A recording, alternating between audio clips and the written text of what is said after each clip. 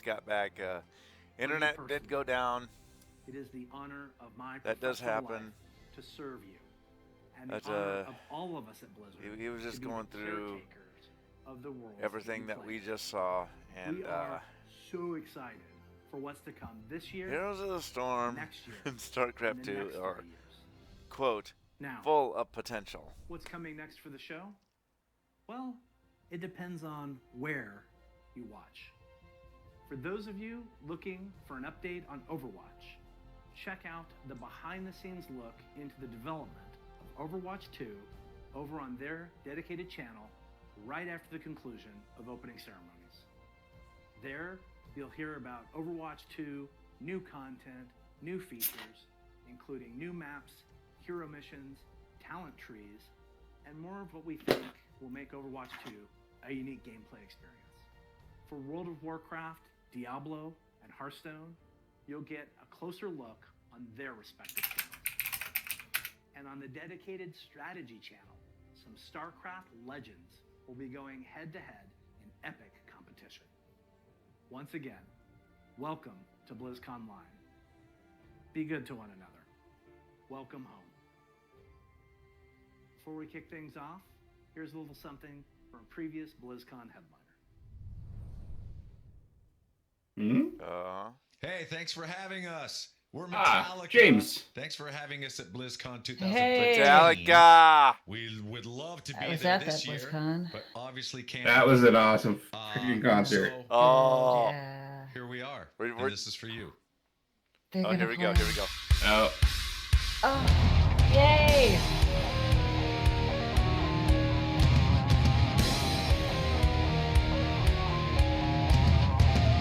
I turned the stream down way low so that hopefully people at home can't hear it because I don't want to miss this because I'm pretty sure this will Awesome. not be in the pod.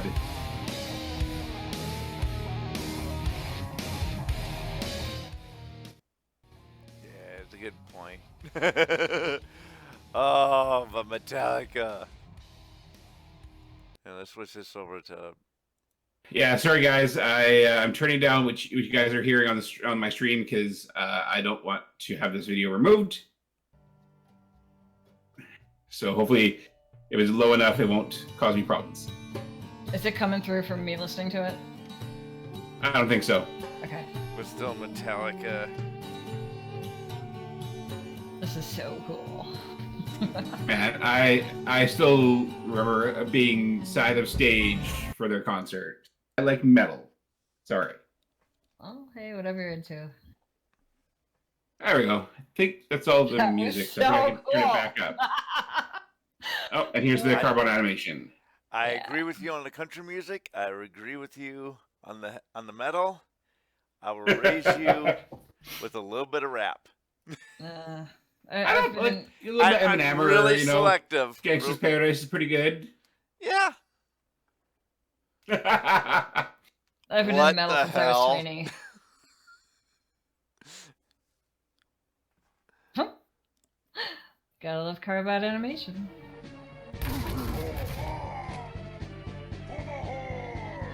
I should probably be moving over to the Diablo stage soon, huh?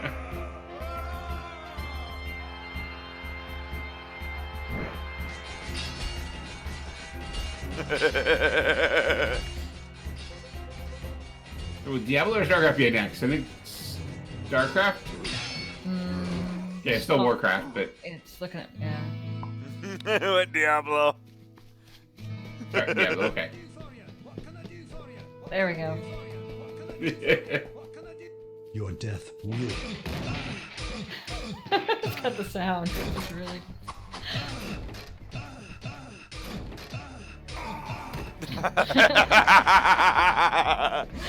There's some StarCraft.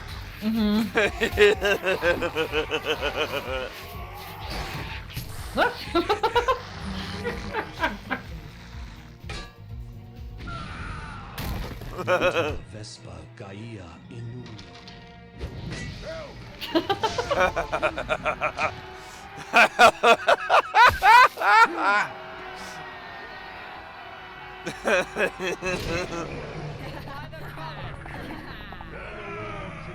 Strike with great vengeance.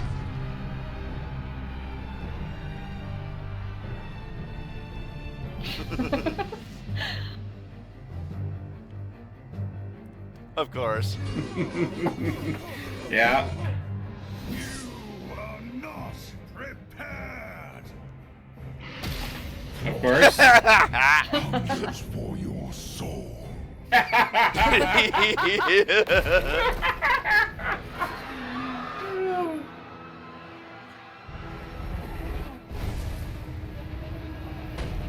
Your time has come.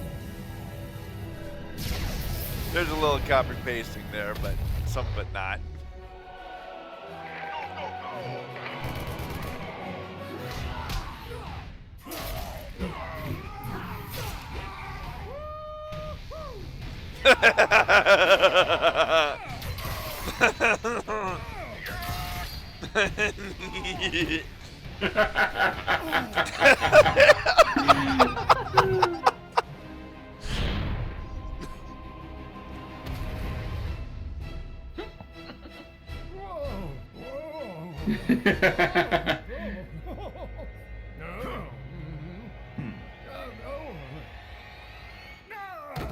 Strange.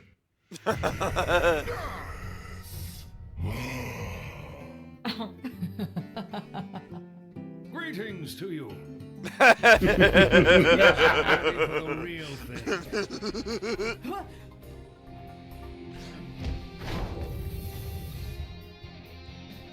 Watch your.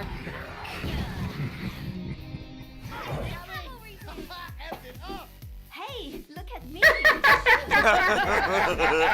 I'm getting good at this. In the groove. Turret online. Surprise. It's okay.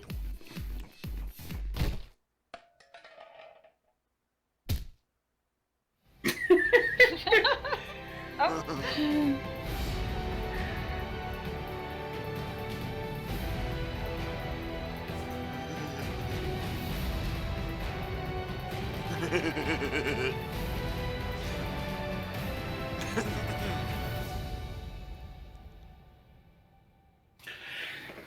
That was good. I like that. That was Yeah, pretty that cool. was good.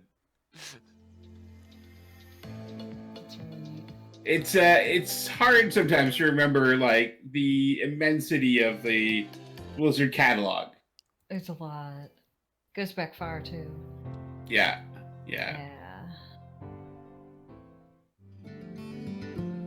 Okay, so if I wanted Blizzard collection thingy-majigger, Hello everyone, Uh-huh. and welcome to the year of what would it cost me? Let's see. Go to the shop. Blizzconline. I'm Brian Kibler, and joining me today to talk all things Griffin is Hearthstone game director Ben Lee. Ben, how you doing? Are you excited as I am about all this?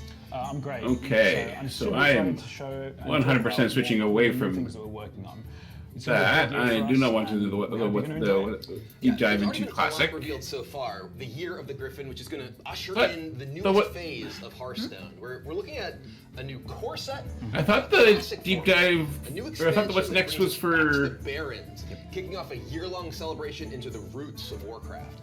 And on top of all of that, a new game mode, another new game mode in Mercenaries, which I know I I can't thought wait what's to next was for. That's right. This year's story is the- all about going back to the roots. Oh, they're of definitely Warcraft. on the It's a Diablo little bit stage right different now. in terms of how we deliver the story, though. Rather right. than a specific year-long You, narrative, if you want to go, telling if you want small to stories go watch that, you about can the definitely go watch that. That's fine. Yeah, make a I'm big gonna be whole. watching that for So a there's bit. I 10 might brand mute new myself. I don't know if characters, that's and they're good gonna be or featuring bad. across That's fine. all of our I'm game watching modes. the We'll obviously be Hearthstone telling one their right story now. through single player, Okay. which we'll be telling a little So bit we'll more just about later. meet in back the here, I episode. guess. So think I don't the have anything to question watch is, because who they're are doing these 10 classic characters right now and on the how do they Warcraft make up one. this?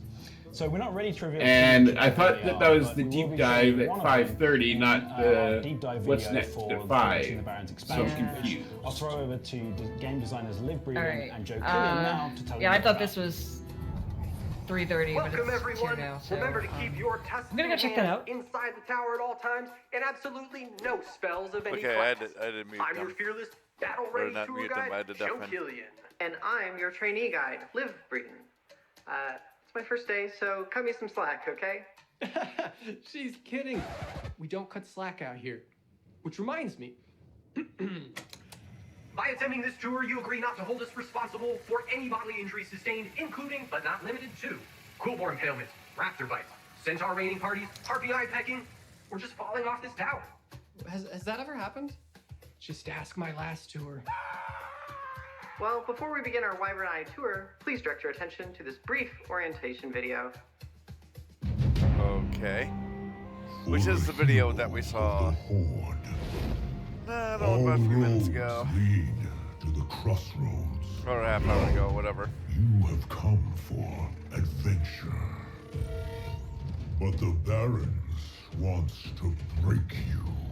But the Barons want to break you. Must be sharp. Your wits must be keen. And your heart must be mighty.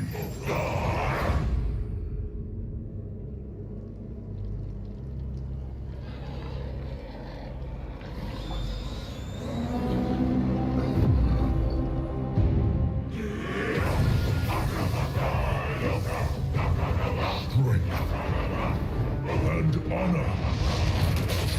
This is who we are.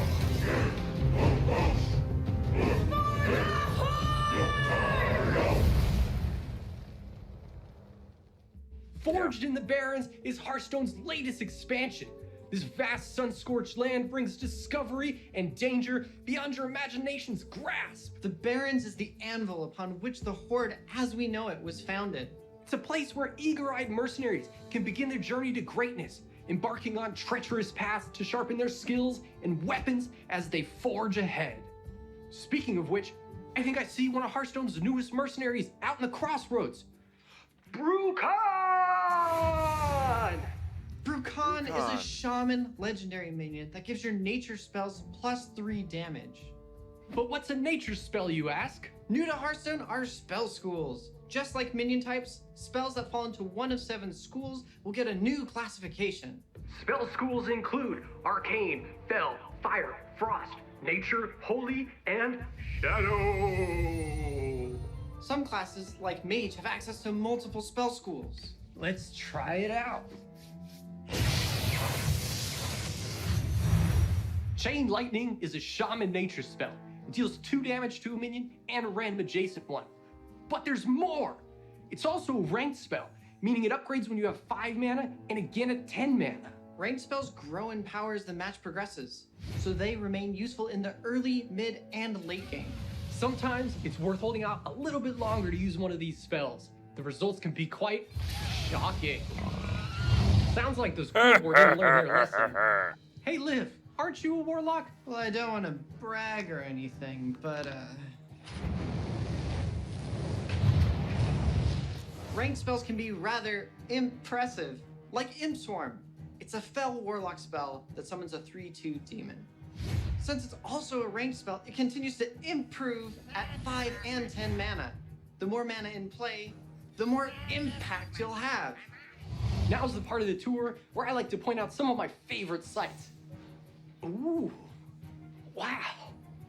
All I see are a bunch of rock formations. Yeah, but most people take them for granted. Look, someone needs our help. She's surrounded, we gotta do something. Do what? She's a goner. Nothing left to do but let out a desperate prayer. This holy priest spell restores 5 health to each hero. Might be just what you need to get out of a prickly situation.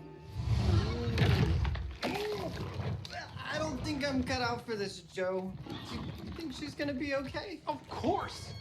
When the Barrens gets the best of you, you can always pay a visit to the Spirit Healer! Spirit Healer is a neutral minion that benefits from a specific spell school. After you cast a holy spell, give a random friendly minion 2 health. Yeah, but I don't think that's gonna help that poor troll. Joe, do you hear somebody weeping? Like the longing cry of a heartbroken lover, desperate and alone? In the Barrens, always. That's Man Crick. Hey, buddy, cheer up! We'll find her! Man Crick is a legendary neutral minion who got separated from his wife during a quillboar attack, and he can't find her. Rumor has it, She was last seen somewhere in your deck. What does she look like? She's about yay big, greenish, looks kind of like a pincushion full of quills. You can't miss her. I think I found her. Yeah, we might want to give him some space. That's the Barrens, though. It's tough. Will you get attacked out here? Probably. Will it be painful? Will it? Absolutely! But every battle you survive is a lesson learned. Absolutely! Just take it from Blade Master Samuro! He's a legendary neutral minion with Rush. But there's more. The Barons have hardened him. He laughs in the face of danger with Hearthstone's newest keyword, Frenzy. The first time one of these minions survives damage, they go into a frenzy. In Samuro's case, he deals his attack damage to all enemy minions. When you pick a fight in the Barrens, you better be ready to finish it. Otherwise, you could wind up with an even bigger problem on your hands. It's plain to see with Druid of the Plains! The Druid of the Plains is a druid minion with Frenzy that transforms into a 6/7 Kodo with Taunt. Crikey! You can say that again, but please don't. There's plenty of wildlife in the Barrens that would be pleased to eat you, like this Sunscale Raptor.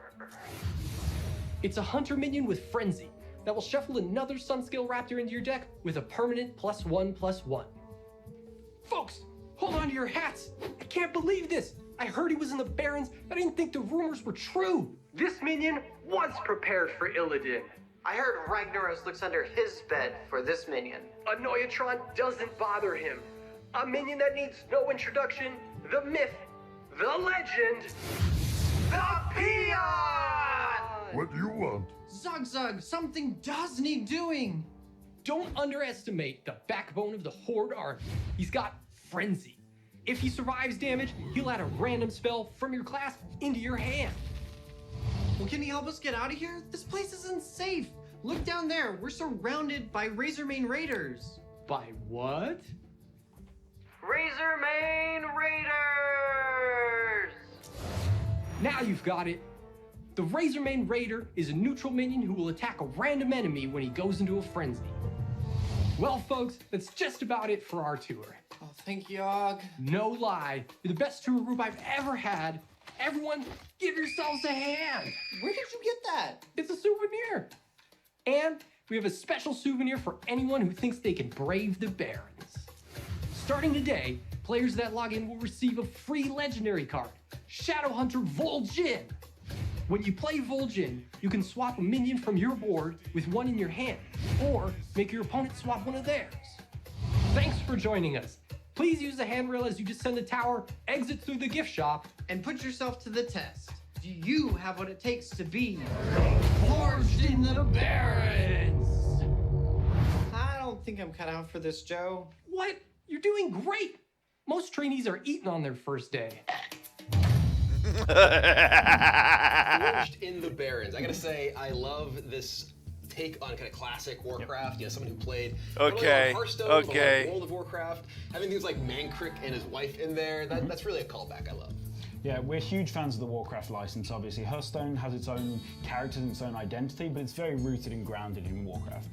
And we want to make sure we're delivering on that over this next year. So we're really excited to see how players react to it. And I think this trailer specifically, it's super epic. I think it's my favorite of all time. You know, it's definitely cool to have all the lore and everything, but I like to play the game too.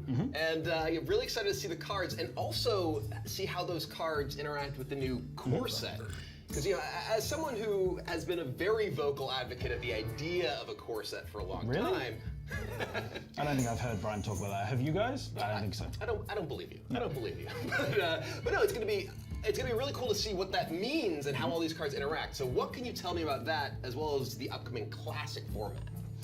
The core set's super interesting. It's a big revolution for Standard, and we're really excited to see the effect it has on the game.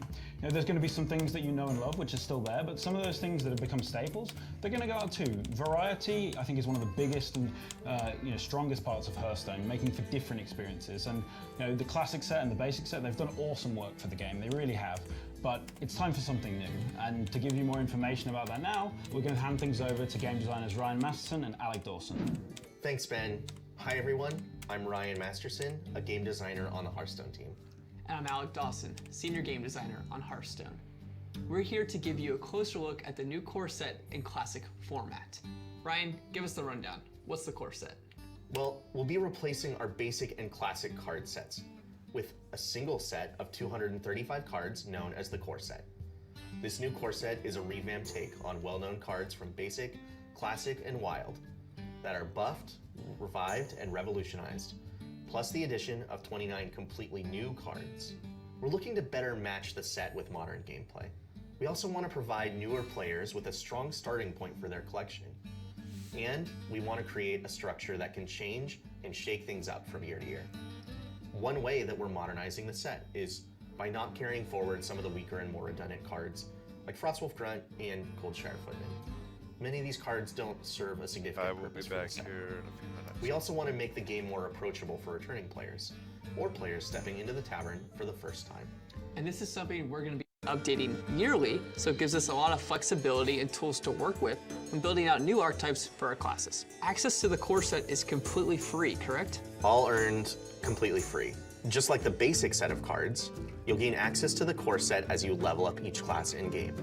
We want to make this easy, even for newer players. Much like the basic cards, you'll earn access to all of the cards for each class by the time you reach level 10 with it. Neutrals will unlock alongside these class levels, with all of those being unlocked before even needing to unlock all the class ones.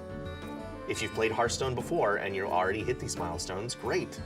Your collection will be automatically updated to include the new core set cards when it launches. New players will be able to earn the cards for each class quite easily. If you're looking for all the details, please check out the core set blog. And no matter how you look at it, there's never been a better time to get into Hearthstone. I think it's time we start looking at what exactly the core set entails. A lot of fan favorites are sticking around. Let's talk about those first. Fireball and Tyrion Fordring. So when you're choosing which cards to keep in the core set, why Fireball, why Tyrion Fordring, why something else?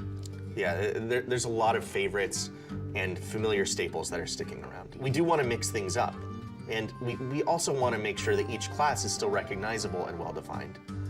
With all that in mind, Fireball and Tyrion are examples of cards that fit well and they're still around. In total, a little more than half of the reworked core set are returning basic and classic cards. And we'll also have some iconic wild favorites moving into the core set. For this year, Tomb Pillager and Annoyatron are going to be in the core set. Ryan, when you're looking at which cards to bring back into Standard, what are you thinking? Well, there's a lot of reasons that we would want some of these wild cards to come into the core set. For starters, we get to see these cards used in a new context, something different than when they were originally released. It's a known card, but in unknown format, and that's a cool dynamic. Tomb Pillager is a great fit with that in mind, and can potentially mesh with and enable strategies that will be available in the new Standard environment. We also get to introduce newer players to some favorites of old. Maybe a card has great class fantasy or effects, or maybe an older card can help enable new archetypes. Or in some cases, maybe they're just timeless pieces of Hearthstone, like Annoyatron, and now we get to see it in more Hearthstone games. I'm so excited for Annoyatron to come back. It's one of my favorite cards. Hello, hello, as much as we can. Okay, so as mentioned earlier, some of the core set also includes familiar faces with some big updates. We saw serious value in keeping some of these cards in Standard rotation, but recognized the need to buff some underperforming cards, and this new core set was a perfect opportunity for that. Assassinate, one of Rogue's basic cards, is getting an update, as well as Menagerie Warden, a Druid card in Wild that's coming into the core set. Yeah, Assassinate. It's one of the many simple cards that does a great job communicating class fantasy and identity. But it's more than just a little bit weak. Even as an unconditional baseline effect, it's never really seen play, and these are the type of buff opportunities that we've looked for. We think this will raise the floor of power for new players and start their collection off on a good footing, without invalidating cards and strategies from expansion sets. There are also some wild cards that did something we wanted to include in the core set, but in some cases didn't do it well enough to fit the modern game. Menagerie Warden is one of them, and it's been adjusted to be cheaper, slightly smaller, and overall more powerful and fluid. All these well-known cards will do a great job of creating the building blocks for the future Standard gameplay. But there's a few big things left to talk about, including lots of changes in Shaman, brand new cards, and the revamp of the legendary dragons. And let's start with Shaman. So you told me that Shamans gain a new totem in their hero power pool, as well as some changes to cards with Overload. Shaman is seeing more changes in the core set than many of the other classes, including that change to their hero power. Cards that fit well will remain, and in some cases have been adjusted to be more consistent role players in Shaman's toolkit. Among those are the Overload cards, Feral Spirit, Lightning Storm, and Earth Elemental, which have each been buffed. Shaman's hero power is also seeing a minor change. It'll still summon 1 of 4 random totems, but Wrath of Air totem will be removed and replaced. It will be replaced by the new Strength totem, which can buff your other minions, including the other basic totems, and turn them into combat threats to battle enemy ones, or even threaten the enemy hero in a way that makes them much less ignorable as a group than they used to be. That's so exciting. So many changes coming to Shaman. I'm especially excited for buffed Lightning Storm. That sounds great. I think it's something that players have been asking for quite a long time. But enough about Shaman. Let's talk about brand new cards that are coming to core for the first time. So out with the old and in with the new. Let's kick it off with the legendary rogue minion, Vanessa Van Cleef. Vanessa Van Cleef is the daughter of Edwin Van Cleef and is taking his place in the core set, just like she took his place as the leader of the Defiance Brotherhood. Unlike Edwin, she's not much of a brawler. She is much more tactical in her approach and skilled at making poisons, especially those that attack the mind. In Hearthstone terms, all of this combines to create a very powerful and skill-testing new legendary card, capable of turning your opponent's power against them. Now, let's take a look at the new Shaman minion, Novice Zapper. An early game spell damage minion for Shaman. Novice Zapper plays well with damage spells when you're going for lethal or casting that buff Lightning Storm. One of our early goals for the core set was to give each class a 1-drop that tells you what our classes are about. So Novice Zapper hits on both the overload and spell damage themes going on in Shaman, making it a really great addition overall for the class. Kicking it over to Warlock, we have a new discard inclusion, Felsoul Jailer. The Felsoul Jailer is a new 5-mana Warlock minion that can lock up an opponent's card until they can get rid of the Jailer itself. With the right timing, or with clever play, it can deny an opponent's play long enough to secure a victory. The last completely new card we have to show today is the neutral legendary minion, Overlord Runthak. Overlord Runthak is here to rally your minions, bringing hand buffing synergies into the core set. You know, hand buffs are something we talk about all the time on the team as being a very standard part of Hearthstone now, and it's kind of core to the Hearthstone gameplay. So we wanted to provide a solid card in the core set for future hand buff decks to take advantage of. This makes it easier for us to design into these strategies without having to craft new hand buffing cards every time we want to explore the archetype. So while all these cards are seriously awesome, Ben introduced something earlier that might just take your breath away and replace it with fire. We're excited to introduce a completely refreshed look at the legendary dragons. The legendary dragon cards from the classic set are an iconic cycle and some of our favorite Hearthstone cards. They're big and powerful, but for many of these cards, they haven't seen play for a long time. We wanted to breathe some new life into them. Ysera fits this category, and the new version will give players the opportunity to more consistently take advantage of her powerful dream cards. In some other cases, the dragon may have seen more recent play, but only in very niche deck styles or OTK style decks. And for Malygos especially, that's been his entire identity for a long time. Malygos' new version is more different than the original, but leaves no doubt that he is indeed the very aspect of Magic. Ultimately, we've created new versions of these legendary dragon cards because we think they're awesome. We hope existing and new players alike will have all new reasons to fall in love with these characters the same way that we have. Brand new cards, changes to the legendary dragons, there's so much coming into the core set. I'm really excited. But a lot of you are probably thinking, what's happening to all my basic and classic cards? Okay, so as mentioned earlier, some of these iconic cards are staying in core, while others will be rotating into wild. But there's actually one new place you'll be able to play them, our classic format. That's right. While we're looking at Hearthstone's future, we're also recognizing Hearthstone's past, and the classic format is our take on that. With the new classic format, you'll be able to relive the early Hearthstone experience with iconic cards and combos from launch. This mode brings back cards in their original forms, reverting any alterations so the cards appear in their original state. Leroy Jenkins, back to 4 mana. Blade Flurry, 2 mana, and it hits face. It's going to be introduced to the game as part of an overall adjustment to playable formats. Classic, Standard, Wild, and Casual will be the 4 main formats available to players. Classic's reward systems, rank systems, and seasons function the same as Standard and Wild, and Classic cards will appear in their own section within the Collection Manager. With the new Classic format, players will have the opportunity to travel back in time and revisit some of Hearthstone's brightest stars in their earliest incarnations. And with the new core set, players will earn a card set curated specifically for today's gameplay experiences. There's never been a better time to play Hearthstone. Thank you for hanging out with us today on our deep dive all about Hearthstone's new core set. We can't wait to welcome you into the Classic format and get your hands on the new core set when the Year of the Griffin begins. Wow, there's a lot to talk about coming out of that. You know, obviously, some cards going away, some cards coming in from other sets. You know, Anoyotron can say hello once more, or twice more, as the case may be. But obviously, you know, I'm someone who's been super passionate about the idea of a core set for a very long time, and this kind of hits all the boxes of keeping the game fresh every year, right? Like, this isn't just, okay, we're revamping the classic and basic sets. This is, we are changing the way that the core experience of Hearthstone works, such that every year it's going to be updated by itself. Yep, absolutely. One of the things we want to do as well is make sure that we're providing building blocks throughout the year. When we're thinking about expansions, we have different archetypes for different classes that we're thinking of. There's not always the base cards for you to have to put into those, which means we might need to dedicate an entire class's cards to just one archetype, which honestly isn't the most exciting thing. Having variety, it's one of the big strengths of Hearthstone. Having a core set that we can edit every year, make new, make fresh, it gives us extra building blocks. You know, one of the examples of that is we have a card which does hand buff for you, which is a legendary neutral minion.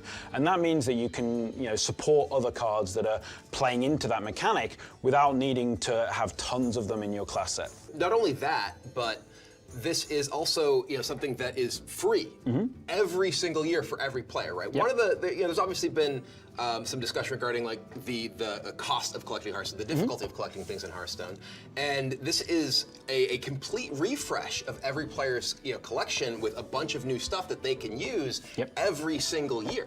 Absolutely. I mean, we've made some big steps, I think, over the last couple of years in terms of approachability of the game. You know, we made some changes last year in terms of no duplicates. I think it really makes card packs feel more rewarding and more generous. You know, we would encounter these problems where sometimes there are unlucky people out there. The scale of Hearthstone is so big that, you know, there was some guy out there who would get 10 epics of the same one. And we wanted to make sure that that person has a good experience. We also gave everybody, you know, returning players free decks. And those were meta-competitive decks. So, you know, this year we thought about it and what can we do that's more? And, you know, the core set, it hits a whole bunch of boxes, like you said. It makes the game more approachable, but I think it just makes the game more fun and more engaging for existing players also. You don't just have the same cards you've been up against every single year since beginning of Hearthstone. You know, there's still some of them, of course. There's no reason to get rid of Tyrion or Fireball. These are cool cards that, you know, satisfy the fantasy of being a mage or this major character in Hearthstone. But maybe someday they won't be in the core set for a year, but they can come back. And that's one of the things I think is so great about this idea. Can we take a step back for a second from the core set specifically and sort of talk a little bit more about the collection system in Hearthstone? Because there's obviously been a lot of discussion in the community, especially with respect to the Tavern Pass this past year. And I was wondering if you could share, you know, the team's thoughts on, you know, how that has been going and your sort of plans for the future. So we've been listening to a lot of player feedback, and we've already made changes to the system. You know, we've made it give more gold, more rewards in general. We've also made it easier to complete as well. You know, these are really important things to us. We want the Tavern Pass to feel great and for players to, you know, really engage with it and feel rewarded for their time. So when you look at the end of the pass post level 50, it actually requires a lot less experience per amount of gold that you get. That's something we're looking at, you know, transitioning to for the majority of the track. We want players to feel their progression, get those rewards more quickly, and also on top of that, there are these situations where players just need 10 gold or 20 gold, and we've been very mindful of that. That's really great feedback, and we look for that kind of feedback when we're, you know, looking at different forums and, you know, different reactions from our players. And we want to make sure that those players that, you know, are just missing that little bit of gold for their extra arena ticket or for that extra pack, that there's some way for them to get that too. So, you know, once we've done these changes as well, we're really open to your feedback and we want to hear more from you as our players as well. All right, well, obviously tons of changes coming that I'm super excited about, and I feel pretty happy to be involved in announcing this core set after everything I've done to proselytize for it over the years. But there's a bunch of new cards coming from that as well, and I expect we'll be seeing them soon. Yeah, absolutely. I mean, we revealed a few of the cards today, 3 of them during the opening ceremony, some of our legendary dragons. Really excited for those, personal favorite of mine. I love Deathwing. His original classic version is super cool, and the new version, it keeps the kind of, the spirit of the card, and it does something similar, but it's much more up to date and competitive for what Hearthstone is today. So, we're really excited to see them, and we can't wait to show you more, which is going to be coming very soon. In fact, later this week. All right, well, I love me some big dragons, but I also love formats that are not standard as well. We have this whole revamp to the core set, and of course the classic format coming out. But there's also the game modes. Hearthstone has a ton of ways to play now. So can you talk a little bit about what's coming to Battlegrounds and duels in the future? Absolutely. We've spent a huge amount of effort investing in our new game modes. We've really been making them as delivery systems for content. So we've done that groundwork, and for the Year of the Griffin, we're really going to be concentrating on making new content for them. So to give you more information for one of those game modes now, we're going to throw things over to Alec Dawson to give you more info about Battlegrounds. Hey everyone, I'm back with an update on Battlegrounds. Looking back, the Year of the Phoenix was our first full year with Battlegrounds, and it proved to be a wild ride. From dastardly dragons, to perilous pirates, to electrifying elementals, we kept the mode fresh with new heroes, minions, and minion types. Most recently, we've seen Bob visit the Dark Moon Fair with a new spell system, the Dark Moon Prizes. The Year of the Griffin promises even more shenanigans as we swing by to visit Bartender Bob. We're committing more than ever to keeping Battlegrounds a fun and thriving mode for our players. There are significant balance updates just around the corner as we kick off the Year of the Griffin, and we can expect to see some of our new mercenaries making an appearance as playable Battlegrounds heroes. We've also got plenty of plans for new minion types entering Battlegrounds. It's going to be an absolutely packed year. So, how about a quick look at our next minion type now? In 20.2, we'll be introducing our first Battlegrounds exclusive minion type, Quillbore. From the magical thorn collars of Bristleback to the scouts of Razormane, this fearless minion type knows how to dish out some hurt. Oh yeah, and then there's that guy. He's just soaking up some rays. Currently, we're still in development and finalizing a lot of the details, but their gameplay will revolve around generating and taking advantage of their own resource. They're feeling really unique so far, and we can't wait for you to get your hands on this prickly group in a few months. Expect to hear more from us on the updates coming to Battlegrounds soon. Well, I'm sure, like so many of you at home, I've been enjoying Battlegrounds a ton over the past year and a half or so, and I'm even more excited to see where it goes in the future with stuff like Quillbore. I love the Quillbores. Their art is awesome. I think it's some of the best we've made for Battlegrounds. But it isn't the only game mode that we're going to be putting focus on throughout the year. Take Duels as an example. It's going to be getting some major content updates in Year of the Griffin. We're going to be adding more heroes to Duels. But don't worry, you won't lose any of the progress or the unlocks you have on your existing characters. These are just going to be additional characters like you might be familiar with from Battlegrounds. And then, of course, there's Book of Heroes. There's the single-player adventures that players have gone on, learning the stories of characters like Jaina, Rexxar, Garrosh, or my boy Uther. Yep. We're going to continue telling the stories. We're going to finish up the Book of Heroes with all 10 of the main classes of Hearthstone. And up next is Valyria Sanguinar. But beyond that, we also have the Book of Mercenaries coming, which is going to be telling the story of those 10 characters that we keep mentioning. They're really grounded in Warcraft lore, and we want to make sure that they get their own unique moments. And they'll also be supported by additional content throughout the game, through various game modes. We're really excited to tell their stories, and we hope that you're all going to love those characters. We've talked a lot about these mercenaries, right? And we talked at the beginning of the show about there being a new game mode called Mercenaries. So they're obviously going to be involved in that. Yep. What can you tell me about it? Mercenaries it's a big addition coming to Hearthstone. We kind of have this term internally we think about is like premier game modes. Like, Battlegrounds, it's a huge part of Hearthstone. Obviously, traditional, standard, and wild Hearthstone, that's the other one, but that's been there since the start. Mercenaries is our new kind of premier addition to the game.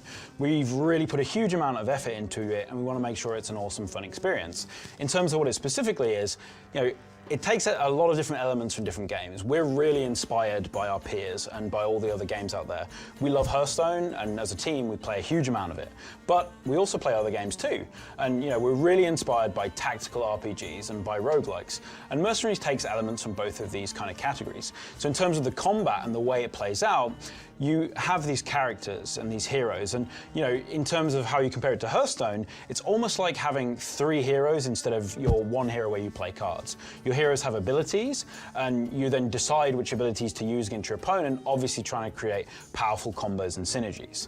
And the way you kind of encounter that combat is you progress through a map. And those of you familiar with roguelikes out there, it's kind of a traditional map where you progress through different encounters. Some of them might be combat, some of them might be other things, interesting things to do along the way. The really cool thing about Mercenaries, though, is that the progression is permanent. So when you're going through a mission, you get to keep the experience you've earned or the items that you've earned. So it's really awesome in the fact that you're playing through as you might have these really cool characters like Ragnaros, Jaina, and Illidan in the same team. It's a pretty crazy combination, and there's some even more wild things than that in there. But at the end of it, you'll get to take all the rewards that they've earned home with them and improve them. So, if you struggle and don't complete a level, then maybe the next time you will because your characters have improved. So you're talking about how you're going through these missions, you're leveling up, you're getting these rewards. Mm-hmm. So is this something that uses your collection at all, or is it completely separate? It's completely separate. So you're going to have these characters, and they're kind of outside of the normal Hearthstone collection, much like Battlegrounds is outside of normal Hearthstone, and it's kind of its own thing. We really think about Hearthstone as kind of a platform for card games. That's where we've been evolving more towards. And honestly, going back to even before I joined the team, Hearthstone's always kind of been that way a little bit. Like when you think about Arena, Wild, and Standard, and then single-player additions to that as well. They're really almost, there is some interconnectivity, and I think a good way to look at that right now is the reward track. So when you're thinking about Mercenaries in the future, it's going to link into the reward track. So we want to make sure that however you want to play the game, that is something we're very committed to. However you want to play the game, you're rewarded for what you want to play. And we made big changes to the reward track to adhere for that for Battlegrounds players. So you're talking a little bit about these different multiplayer game modes and these single-player game modes. Is this a single-player or a multiplayer game mode? It's a bit of both. There's a lot of single player in terms of, when you think about the ratio of how much you're going to do, the majority of leveling up that you're going to do with your characters and the progression is going to be single player. But we do want there to be multiplayer in it also. So we really hope it's going to turn out to be highly skill-based battles between players. There's a lot of decision making. There's definitely less randomness than there is in traditional Hearthstone.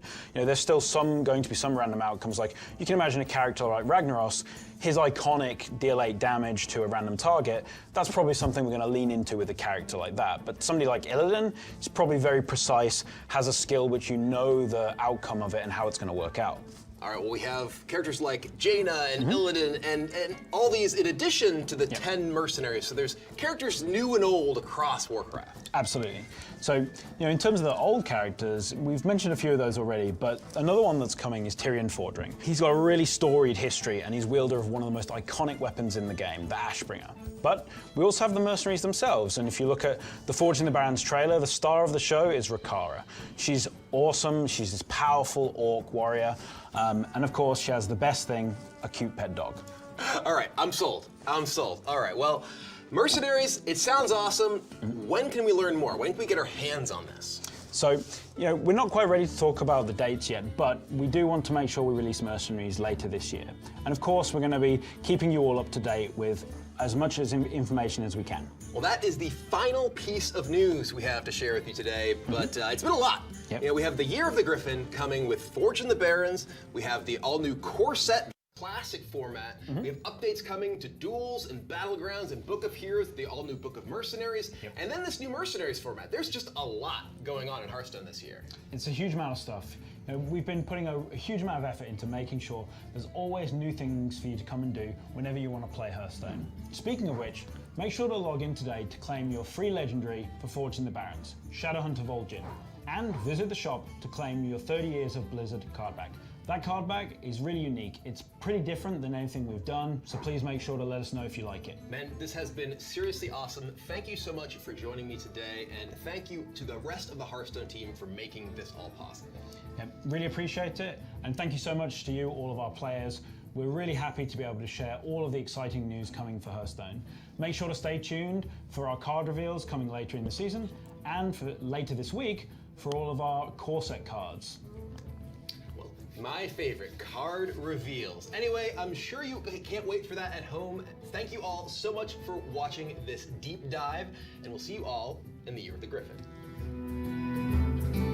All right, everybody, we are going to switch over to the World of Warcraft channel here.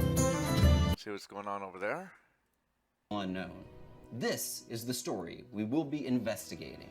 And our first major content update for World of Warcraft Shadowlands. Bet you can use it to like travel faster or get around enemies that you don't want to fight right now, and the enemies can knock you off your horse, and if that happens, the horse will run away and be fine, and leave you there, and then you have to fight, and then I don't know how you get your horse back exactly, but yeah, you know, that's It's sort of like it was in WoW, though.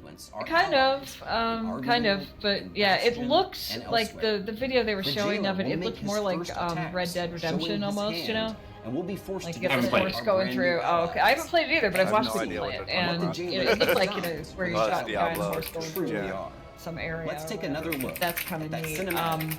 Showing what there's in Chains of Domination. a section called camps. So what happens is, storyline-wise, you've got these areas that were abandoned, and in the time between D3 and D4, what happened was like demons have come up to take those places, or the Khazra and other little skeletons, whatever, different enemies. And what you can do as a player is go out to those areas, excuse me, and fight them all, you know, kill off all these enemies, and then you reclaim it for the people of Sanctuary. And when you do that, it gives you a waypoint, if I'm understanding this correctly, and it's a place that you'll be able to come back to. The vendors will appear, and they'll have different stuff like vendors tend to have, and that kind of thing. And it just seems really cool. And so you can kind of like, you know, head out to where you want to go and sort of, you know, make the world better for the people of Sanctuary, give them more places they can be.